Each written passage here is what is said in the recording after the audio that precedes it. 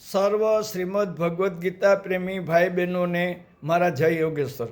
આજ તારીખ 18/4/26ના રોજ ગીતા સૂત્ર વિડીયો નંબર 35 છે. ગીતા અધ્યાય 17 શ્લોક નંબર 6માં ભગવાન શ્રી કૃષ્ણ શરીરમાં રહેલા ભૂત સમુદાય સમજાવે છે.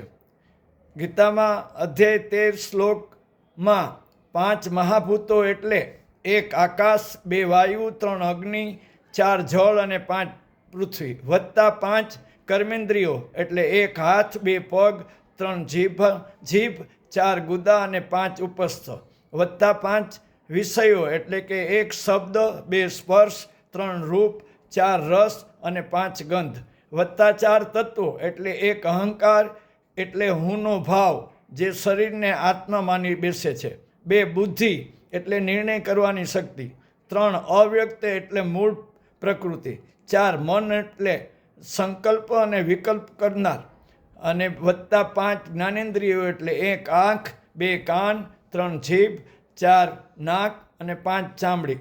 આ 24 તત્વોનું શરીર એટલે કે ક્ષેત્ર છે, જેમાં આપણે મન વિશેની વાત કરવી છે.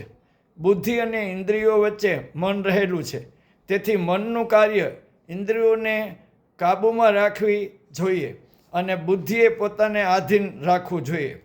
કઠ ઉપનિષદ 3:10 અને 6 કહ્યું છે કે શરીરરૂપી રથમાં બેઠેલો જીવાત્મા એ રથનો માલિક છે, બુદ્ધિ શરીર રથનો સારથી છે, મન તેની લગામ છે, ઇન્દ્રિયરૂપી ઘોડાઓ એ રથને જોડ્યા છે અને વિષયોરૂપી માર્ગો છે.